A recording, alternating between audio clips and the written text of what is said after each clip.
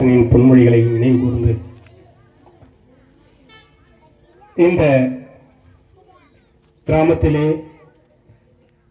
இந்த மாதிரியான ஒரு பாரம்பரிய நிகழ்ச்சிகளை இங்கே மாணவர்களுக்கு பறைசாற்றுகின்ற வகையில் இங்கே கல்வி பாடசாலையாகவும் ஒரு குடும்பமாகவும் இங்கே உருவாக்கி இதை சிறப்பாக செயல்படுத்திக் கொண்டிருக்கின்ற நம்முடைய அறிவு பாடசாலையினுடைய அனைத்து தோழர்களுக்கும் இங்கே நிகழ்ச்சியிலே கலந்து கொண்டு உங்களில் ஒருவனாக என்றென்றும் உங்களோடு பயணித்துக் கொண்டிருக்கின்ற நம்முடைய வழக்கறிஞர் ஐயா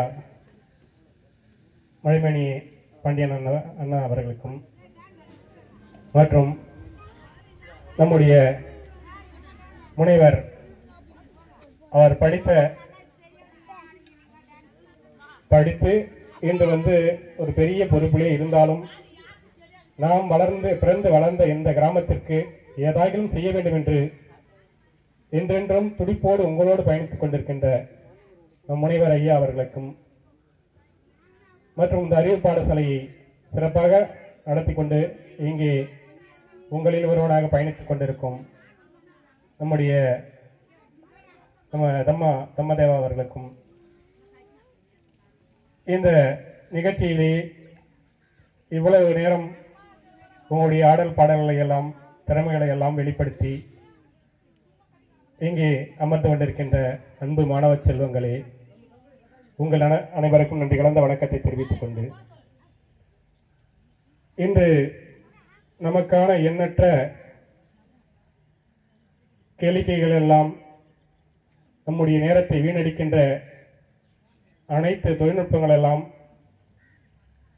வந்து கொண்டிருக்கின்ற இந்த சூழ்நிலையில் அவற்றையெல்லாம் புறந்தள்ளி இங்கே நீங்கள் இந்த கலை நிகழ்ச்சிகளை கற்று அதிலே உங்களுடைய திறமைகளை எல்லாம் வெளிப்படுத்திக் கொண்டிருக்கின்றீர்கள். உண்மையிலேயே மகிழ்ச்சியாக இருக்கின்றது.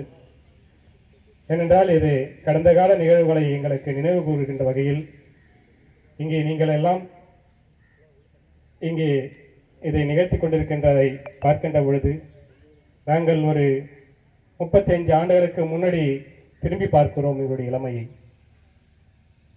நாங்கள் வளர்ந்தது எல்லாமே கிராமம்தான், கிராம சூழல் தான். ஆனால் வளர்ந்த விதங்கள் என்னவோ ஏழ்மை நிலைதான்.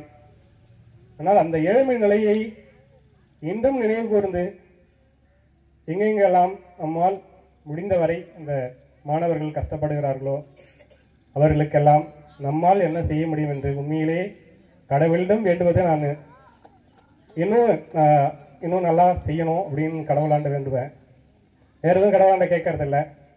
உதவின்னு கேட்டு வராங்கன்னா அவங்களாண்ட இல்லைன்னு சொல்லாம என்னால் ஏதாவது செய்ய முடியுமா அப்படின்னு சொல்லிட்டு தான் கடவுளாண்ட வேண்டுவேன்.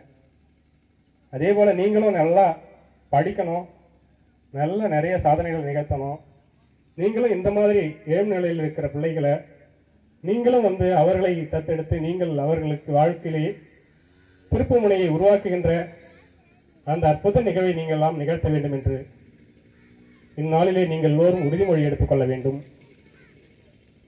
நாம் படிக்கிறது ஏதோ நம்ம குடும்பத்தை சுமக்கிறதுக்காக, குடும்பத்தை வழிநடத்துவதற்காக என்று நினைக்காதீர்கள்.